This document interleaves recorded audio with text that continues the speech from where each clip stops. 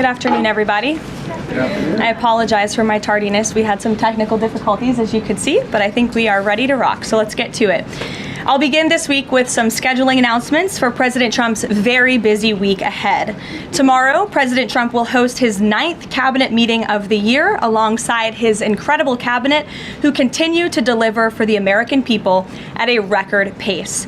Later in the afternoon tomorrow, the president will make an announcement in the Oval Office on his initiative to create Trump accounts to give the next generation of Americans a jump start on savings. It will be a very exciting announcement indeed, especially for all of the parents across the country with young children and babies.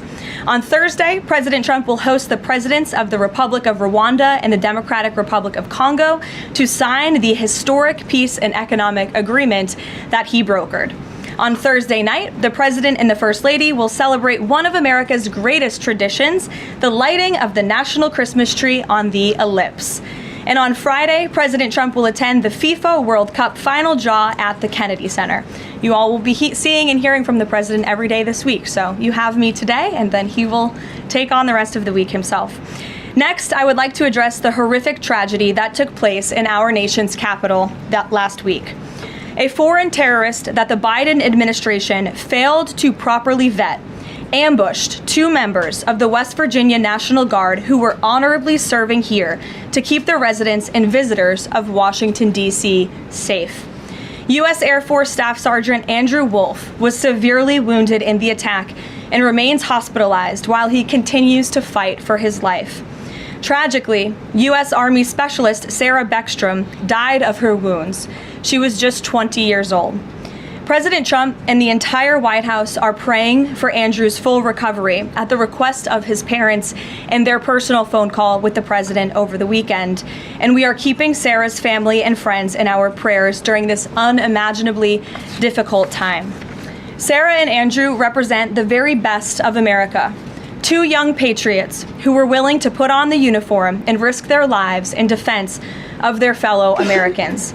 Both of them truly embody the profound words spoken by Jesus Christ in the gospel. Greater love has no one than this, to lay down one's life for one's friends.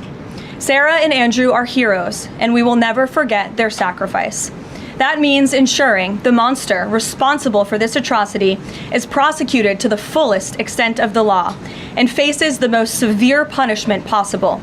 It also means reckoning with why this atrocity was allowed to happen in the first place, so that it may never occur again. Here are the facts. The terrorist who gunned down American soldiers blocks away from the White House in an ambush was an Afghan national who was flown into our country by Joe Biden's administration in September 2021 in the chaotic wake of their botched withdrawal from Afghanistan, one of the most embarrassing moments in the history of our great country. Joe Biden's historic failure in Afghanistan continues to haunt this country and our men and women in uniform. Not only did this surrender lead to a suicide bombing that killed 13 American heroes in Kabul, but now National Guard troops were shot on U.S. soil by the same kind of enemy. We continue to live with the deadly consequences of Joe Biden's horrific leadership. Nearly 100,000 Afghans were recklessly released into the United States with little to no vetting. There was no regard for the disorder and violence that this would unleash on American communities and American culture. Reportedly, thousands of these strangers and unknown individuals were flagged to the Biden administration for national security, public safety, and fraud concerns. But the terrifying truth is that the Afghanistan debacle is just a small part of Democrats' complete and total betrayal of the American people during the Biden years. The tragedy that we just witnessed the day before Thanksgiving is a reminder that untold thousands of terrorists, gang members, and criminals were invited into our country and remain here to this very day. The border is now secure, thanks to President Trump, but the threat in our interior remains real and urgent. These public safety threats are already inside our land. And President Trump was elected on a promise to find and remove them. And he has already taken significant steps and made significant progress towards fulfilling this promise. But there is more work to be done because President Trump believes that he has a sacred obligation to reverse the calamity of mass, unchecked migration into our country. As a result, the Trump administration is now actively re-examining all of the Afghans imported into the country by Joe Biden. Any individual who threatens our national security or our citizenry will be subject to removal. President Trump has already permanently paused migration of foreign nationals from third world countries that pose a very high risk to the United States. For too long, past American presidents supported self-destructive immigration policies that allowed foreigners who outright hate our country and have no interest in assimilating into our culture. They've allowed these individuals to flood peaceful American communities. This disastrous approach has drained our welfare program, driven up the cost of housing, suppressed wages, and jeopardized the safety of law-abiding American citizens. In fact, according to a new bombshell report from the New York Times, Somalian migrants in Minnesota have defrauded nearly $1 billion in taxpayer-funded benefits under Democrat Governor Walz's leadership. President Trump is putting an end to this dangerous America Last approach. His position is rooted in common sense. In the wake of last week's atrocity, it is more important than ever to finish carrying out the president's mass deportation operation. America cannot allow millions upon millions of unvetted illegal aliens to be rewarded with amnesty after they broke our nation's laws to come here. They must go back to their home countries. It is also essential to immediately address the massive fraud and corruption that has been going on for decades in other aspects of our immigration system, most notably when it comes to asylum claims. Millions of people who have come here under false pretenses are told blatant lies now enjoy temporary legal status. President Trump is ending this scam as well, and I would point out that the Democrats have tried to block this administration from doing so at every turn with lawsuit after lawsuit. The hard truth is that even when it comes to our legal immigration system, past presidents have failed to ensure that all prospective citizens love America, will add value and contribute to our communities, and will assimilate into our culture. Leaders have a duty to defend and advance the interests of their own people, not foreign nationals. Leaders also have a duty to preserve the integrity and character of our nation's national identity. That is why President Trump is more committed than ever to fully restoring American sovereignty by keeping our borders secure, removing all illegal alien invaders, and rebuilding a legal immigration system that makes sense and benefits our country. President Trump has no higher responsibility than to defend our homeland and our people, and he will never waver in doing so. With that, I will open it up to questions, and we'll lead today with Isabel Brown, who is in our new media seat. She's a very popular face on television these days. She's built a great independent media podcast and platform with the Daily Wire, and I appreciate your being here, Isabel. Thank you for being Karoline. here. Appreciate it and appreciate the briefing.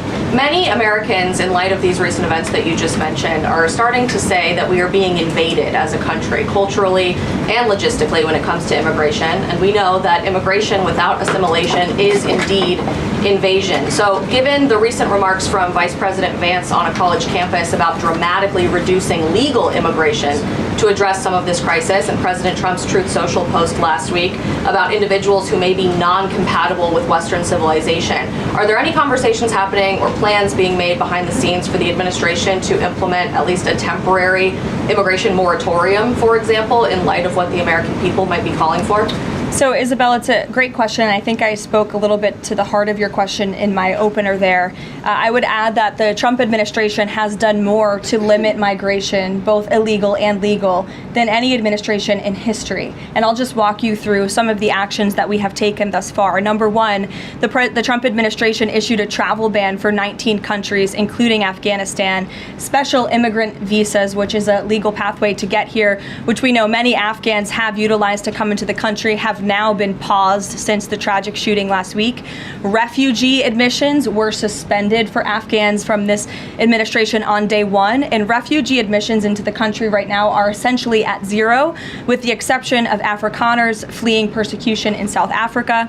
The State Department has also heightened their scrutiny and vetting of all visas and have revoked visas, as you know, for those who do not align with our country's national interests. The Secretary of State has the right to do that, and we've taken unprecedented action to do just that. We are also now pausing all asylum adjudications for additional vetting as well. And so additional actions I don't have to read out for you today, but I would just remark that the president has made tremendous progress on this front, and it's why it's so crucial that we not only secure the borders, which the president did in record time. We have 0 illegal aliens entering into the country month after month, but we also are taking a look at those who are already in the interior of our country and removing them if they are here illegally, and also taking a look at these visas. Again, having a visa in the United States is not a right, it is a privilege. And the Secretary of State, if you are deemed contrary to our country's foreign national interests, has the right to revoke that privilege.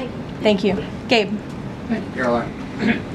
Excuse me. Regarding Venezuela, the president said yesterday that Secretary Hegseth had denied that second strike, that reported second strike on an alleged drug vote on September 2nd. The secretary said to the president that didn't happen. But to clarify, I just wanted you to clear this up. In his social media post, Secretary Hegseth didn't go into details about that strike. He just said U.S. operations in the area were lawful, and he said that the story and media reports were fabricated. So to be clear, does the administration deny that second strike happened, or did it happen and the administration denies that Secretary Hegseth gave the order? The latter is true, Gabe, and I have a statement to read for you here. President Trump and Secretary Hegseth have made it clear that presidentially designated narco-terrorist groups are subject to lethal targeting in accordance with the laws of war. With respect to the strikes in question on September 2nd, Secretary Hegseth authorized Admiral Bradley to conduct these kinetic strikes. Admiral Bradley worked well within his authority and the law, directing the engagement to ensure the boat was destroyed and the threat to the United States of America was eliminated. And I would just add one more point to remind the American public why these lethal strikes are taking place. Because this administration has designated these narco-terrorists as foreign terrorist organizations. The president has a right to take them out if they are threatening the United States of America and if they are bringing illegal narcotics that are killing our citizens at a record rate, which is what they are doing. And under the previous administration, there was enough fentanyl trafficked into our country to kill every American man, woman, and child many times over. And so that's why you've seen a drastic difference in this administration's policy with respect to the last, and it's one of the many reasons the American public re-elected this president and support this Secretary of War in conducting these strikes. So to be clear, to clarify, Admiral Bradley was the one who gave that order for a second strike. And he was well within his authority to do so. And a separate question, the president several days ago said it was his intention to pardon the former president of Honduras, who was a convicted drug trafficker. And yesterday on Air Force One, the president said that if someone sells drugs in that country, that doesn't mean you arrest the president and put him in jail for the rest of his life. How is that different than what the administration is accusing Venezuela's Nicolas Maduro of? You're cherry picking the president's statement a little bit yesterday, as he also said yesterday the people of Honduras have highlighted to him how the former president Hernandez was set up. This was a clear Biden over prosecution. He was the president of this country. He was in the opposition party. He was opposed to the values of the previous administration, and they charged him because he was president of Honduras. There were some other egregious facts that came out during this trial, and I would encourage you to report on them. His court-appointed lawyer was only given 3 weeks to prepare for trial. He shared that his conviction was lawfare by the leftist party, who, quote, struck a deal with the Biden-Harris administration. Hernandez has highlighted there was virtually no independent evidence presented, and many of his conviction was based on testimony from many admitted criminals who hoped that cooperating would reduce their own penalties. So the president heard the concerns from many people, as he does, and he's, of course, within his constitutional authority to sign clemency for whomever he deems worthy of that. Jackie. Thank you, Caroline. Following up on Gabe's question, you said that the follow-up strike was lawful. What law is it that allows no survivors? The strike conducted on September 2nd was conducted in self-defense to protect Americans in vital United States interests. The strike was conducted in international waters and in accordance with the law of armed conflict. And then on this pardon for the Honduran president, does it at all undercut the administration's messaging while you have these congressional Republicans defending the strikes on the narco-terrorists and then a pardon for a convicted drug trafficker, does that make it more difficult for your members to defend your administration's policy? I don't think so, Jackie. I think that President Trump has been quite clear in his defense of the United States homeland to stop these illegal narcotics from coming to our borders, whether that's by land or by sea. And he's also made it quite clear that he wants to correct the wrongs of the weaponized Justice Department under the previous administration. And Ouija, I'll call on you because I think we're wearing matching blazers today. I was going to Great minds. yours. Thank you, Caroline. Sure. So just to be clear, to clarify on Jackie and Gabe, did Admiral Bradley order that second strike because there were still survivors after the initial strike? Again, as I read for you, Admiral Bradley worked well within his authority and the law. He directed the engagement to ensure the boat was destroyed and the threat of narco-terrorists to the United States was completely eliminated. So was the initial order from Secretary Hegseth, everyone be killed, and did that come from President Trump? I saw that quoted in a Washington Post story. I would reject that the Secretary of War ever said that. However, the president has made it quite clear that if narco-terrorists, again, are trafficking illegal drugs towards the United States, he has the authority to kill them. And that's what this administration is doing. And can I Danny? follow up on the MRI? Because President Trump yesterday said that he would release the results of his MRI. Is that happening right now? It is happening right now. As part of, and this is a summary from the president's physician, and we will release it right now. I think my team has it teed up for all of you. I'll read it for you, and then you'll get it physically as well. As part of President Trump's comprehensive executive physical, advanced imaging was performed because men in his age group benefit from a thorough evaluation of cardiovascular and abdominal health. The purpose of this imaging is preventative, to identify any issues early, confirm overall health, and ensure the president maintains long-term vitality and function. President Trump's cardiovascular imaging was perfectly normal. No evidence of arterial narrowing impairing blood flow or abnormalities in the heart or major vessels. The heart chambers are normal in size, the vessel walls appear smooth and healthy, and there are no signs of inflammation or clotting. Overall, his cardiovascular system shows excellent health. His abdominal imaging is also perfectly normal. All major organs appear very healthy and well perfused. Everything evaluated is functioning within normal limits with no acute or chronic concerns. In summary, this level of detailed assessment is standard for an executive physical at President Trump's age and confirms that he remains in excellent overall health. Again, we will provide that to you. I think that's quite a bit of detail, and in the effort of transparency, the president promised it last night, and we have delivered today. So there you go. Danny. Thanks, Caroline. Just going back to Venezuela, can you confirm that President Trump is going to be hosting a meeting of his national security team in the Oval Office today on Venezuela? And what are they going to discuss? Are they hoping to reach a kind of final decision on that? Out of the effort of transparency, I will confirm that the president will be meeting with his national security team on this subject and on many matters. He meets with his national security team quite often. He's the commander-in-chief. It's part of his responsibility to ensure that peace is ongoing throughout the world. I'm definitely not going to detail the specifics of a meeting between the president and his national security team that's taking place in the Oval Office, but I'm happy to confirm that meeting is taking place for you. Can you tell us, is there still, what's the position on whether US troops on the ground is a possibility there? Is that, I know you've answered that before, but what's the current operative In status? Venezuela?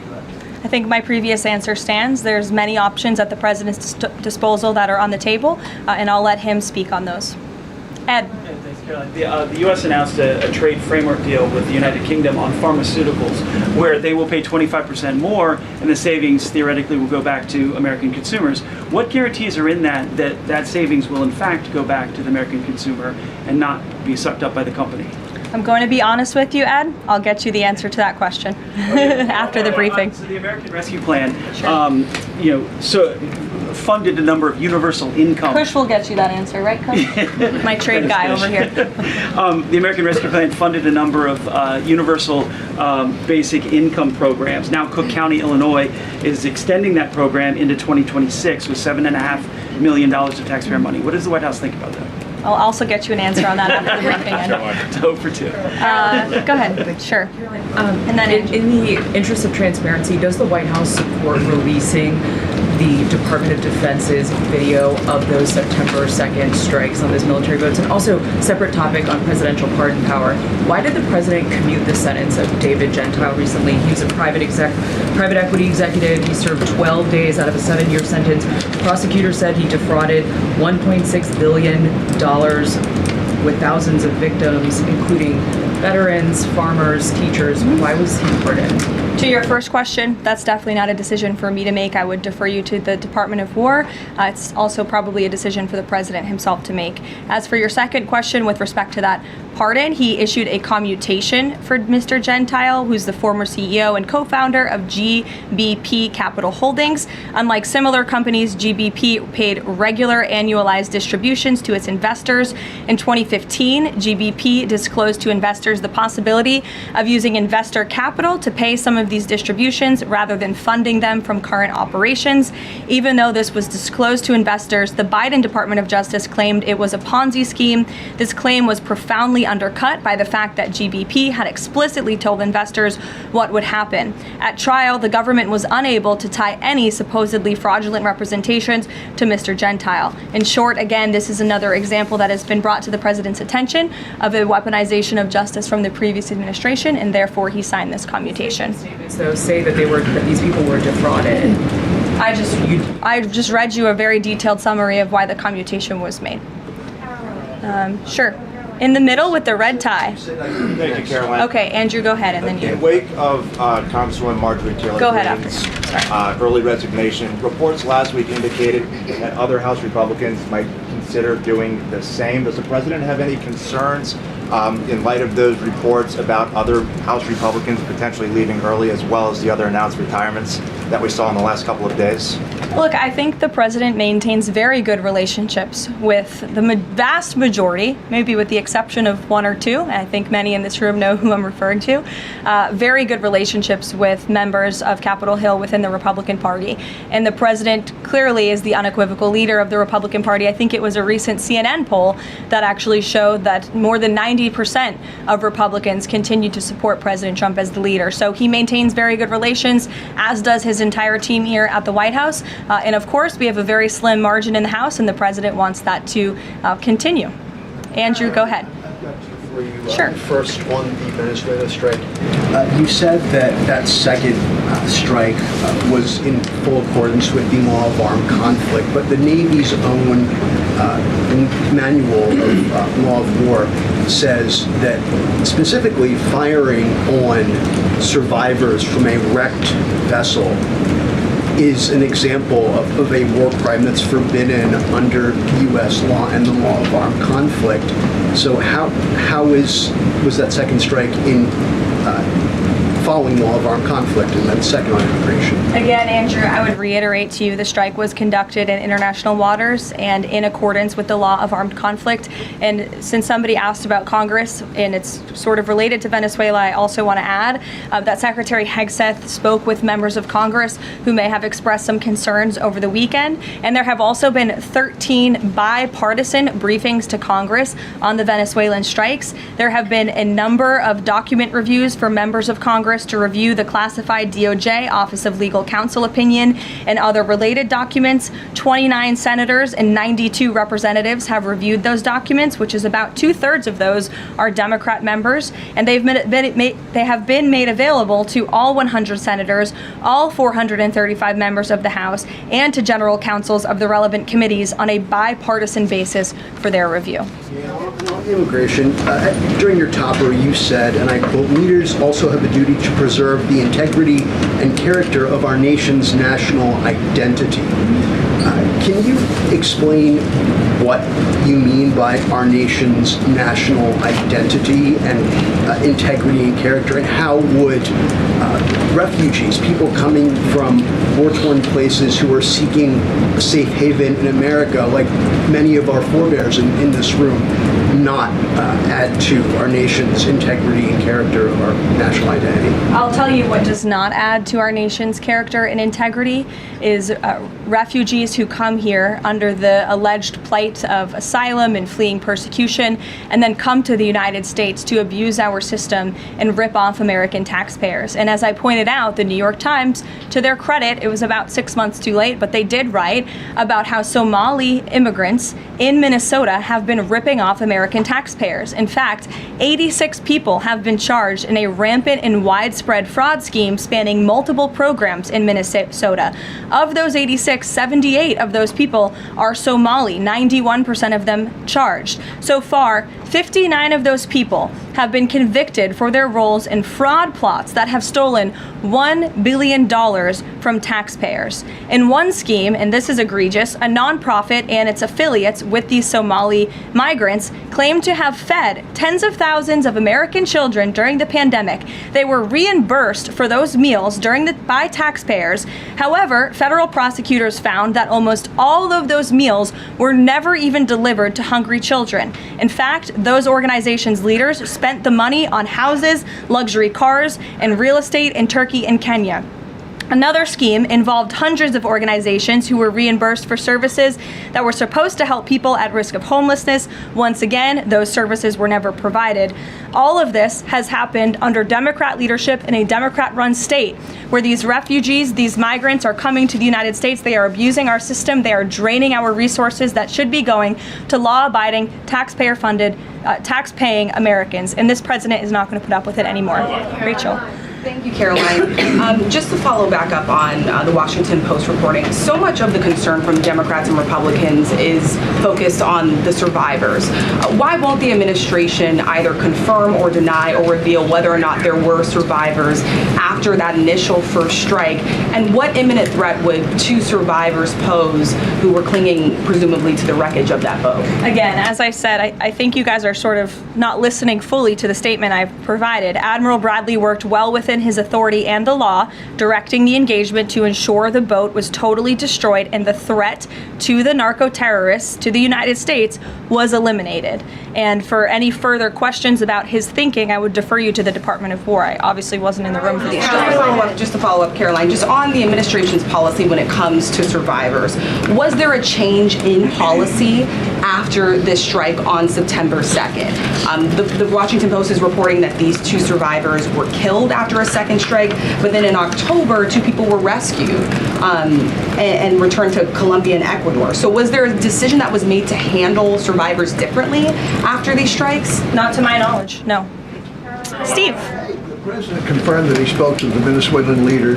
Are you trying to negotiate his departure? Is there an asylum deal under work? President, as you know, last night on Air Force One, he said, I don't want to comment on that, but I did speak to him in the effort of transparency. So there you go. You got your confirmation. I'll let him speak further if he wishes to on the details of that conversation that took place. Steve Witkoff is headed to Moscow. How close are you to some sort of Ukraine agreement? I think the administration feels very optimistic. Obviously, you've seen, Steve, that the president's entire team, including Special Envoy Witkoff and Secretary Rubio and the vice president and the president himself, Secretary Hegseth as well, have been working so hard on this effort, and they all really want to see this war come to an end. And so just yesterday, Sunday, I believe that was yesterday, they had very good talks with the Ukrainians in Florida, and now, of course, Special Envoy Witkoff is on his way to Russia. This is sort of the shuttle diplomacy that you've seen from this administration play out, where we speak equally with both sides. We've put points on paper. Those points have been very much refined, but as for the details, I will let the negotiators negotiate, but we do feel quite good, and we're hopeful that this war can finally come to an end. Stephen. Thank you, Caroline. I've got a question about Ukraine and then a clarification about immigration changes that are happening. On Ukraine, President Trump very briefly yesterday said that corruption issues there were not helpful to the peace process following the resignation on Friday of President Zelensky's top aide, Andrei Yermak. We were told from your podium in the prior administration that, quote, there is no indication that there's been any kind of widespread corruption involving U.S. resources in Ukraine.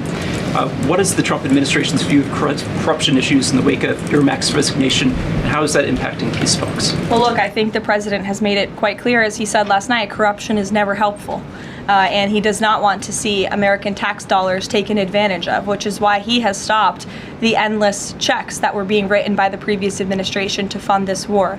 The United States is selling weapons to NATO that are being sent to Ukraine. That's a very different thing than the American people writing blank checks to a war effort very far away. It does not degrade the administration's determination to see this war come to an end, but I think it exemplifies the president's desire to always put the American people and the American taxpayer first. On immigration, you mentioned, or you emphasized that there would be a review of the Afghans who were resettled here under the previous administration. Yes. There's a lot of changes happening right now to asylum and to green card holders. What should the 2 million people with pending asylum claims, or the roughly million people from the 18 other countries of concern, know about what's going on in the review? What's the status of all these other people? They're essentially paused for review, and the Department of Homeland Security is taking this very seriously, because we are not going to allow soldiers like we saw in American streets last week to be gunned down at the hands of these foreign nationals who had the privilege of coming to the United States of America. And unfortunately, this is not the only example of a dangerous Afghan who was let in by Joe Biden, who went on to harm the American people. There was an Afghan national who was let into the country under the Biden administration through Operation Allies Welcome, who shot and wounded 2 Fairfax, Virginia police officers during a routine traffic stop. He was killed by return fire after declaring, quote, "I should have served with the explicitive Taliban." 2 Afghan nationals were given legal status by the Biden administration as well, who were arrested and prosecuted for plotting a terrorist attack in Oklahoma just before Election Day in 2024. We all remember that. They possessed hundreds of rounds of ammunition and had pledged their allegiance to ISIS. There was also an Afghan national who was on the terror watch list, who was apprehended by Border Patrol in 2024, but then he was released into our country by the Biden administration. Again, let's just highlight the absurdity of that. Border Patrol apprehended a terrorist, and then the Biden administration, because of their lax policies, still allowed him to come into the United States of America. I think everyone in this room, whether you want to admit it or not, does not want that individual living alongside you in your American neighborhood. And that individual was later arrested again after being allowed to live in the U.S. at large for over a year. Another one, a criminal illegal alien from Afghanistan, was arrested by ICE in 2025, convicted of second-degree assault, was previously allowed to stay in the country by the Biden administration. I have several more examples here. I'm happy to provide them to anyone in this room. John. Thank you, Caroline. First of all, happy Thanksgiving to Thank you and your young family. Hope you enjoyed it. You too. I have 2 questions unrelated. The first, back to Afghanistan. My son and I walked by the horrific shooting less than 1 hour before it happened. So for anybody that's here, this thing's real. You outlined all of these unvetted Afghans that were let in by Biden. We just had one the other day that was going to blow up a DHS building. Can you be specific on what the Trump administration is doing now to re-vet those that are here so that we don't get a repeat of what we had Wednesday night? Sure. I can tell you 2 top-level things, and I would defer you to DHS for more of the specifics, as of course they are leading this effort, and I can assure you Secretary Noem is on the ball. I've spoken with her and her team, and they have an all-hands-on-deck effort to having resources go towards this. But we have paused all asylum adjudications, and then of course the special immigrant visas, which we know many Afghans utilize to come into the country under the Biden administration, have also now been paused. And I would just point out one more time that the Biden administration was responsible for the original sin that led to this tragic killing last week, the botched withdrawal from Afghanistan. He was responsible for Operation Allies Welcome, which is something that this White House and the people behind this podium in the last administration fully and wholeheartedly embraced. And they assured the American people there would be no risk or no harm to them. And as I just laid out for you in those many examples, that unfortunately and tragically has not turned out to be the truth. Just ask the families of these 2 brave National Guardsmen, one who is no longer with us and one who continues to fight for his life. So I know the president is wholeheartedly focused on this effort, and I think unfortunately these events do remind us why it's so important that the president's mass deportation operation continues. With that, follow up. The White House today launched a new fake news portal, which I found interesting. What is your objective with that, ultimately? And are you going to name the news networks? And are you also going to name some of the correspondents, some which may be here today. Yes, we are. I'm glad you noticed. Much to the dismay of some of your colleagues in the room, John. And I think it goes to our original promise on day one to hold the media accountable, because unfortunately, and we deal with this all day, every day around here, there are so many fake stories that are unfortunately written that have inaccurate characterizations of meetings that took place, and it's all based on anonymous sourcing. And you know, the standard for journalism, unfortunately, has dropped to such a historic low in this country. And again, we deal with it every day, where you can have an anonymous source who has no idea what they're talking about, zero credibility, call up a reporter in Washington and say, hey, I heard this, and then the next thing you know, it's on the front page of the New York Times. It's really incomprehensible. We appreciate the journalists, some of those who are in this room who do reach out for comment, who try to get things right, and there are some that remain. But overwhelmingly, the fake news that we see pumped out of this building on a day-to-day basis, it's honestly overwhelming to keep up with it all, and to constantly have to defend against these fake news and these attacks. And I will point out one fake news story over the weekend before I let you all go, from the New York Times that took about 1/3 of the president's daily calendar and his daily schedule and said that he's doing less than he did in his first term, or he might not be fit for the job. That is unequivocally false, and it's deeply unfortunate that this story was written by the same outlet and the same reporter who wrote this: Biden is doing 100% fine after tripping while boarding Air Force One. Oh, same outlet, same reporter who wrote that President Trump is not fit for the job. Are you kidding me? You all see him almost every single day. He is the most accessible president in history. He is taking meetings around the clock. Another one. Biden declared, quote, healthy and vigorous after his first presidential physical. I don't see headlines like that too often about this president. Again, same reporter, same outlet who wrote falsely over the weekend that President Trump is not fit for the job. I can assure you he absolutely is. You all see that with your own eyes on a daily basis, and the president's physician has now given you all 3 detailed reports on the state of the president's health. So with that, I will leave you all and we'll see you tomorrow. Thank you. Thank you.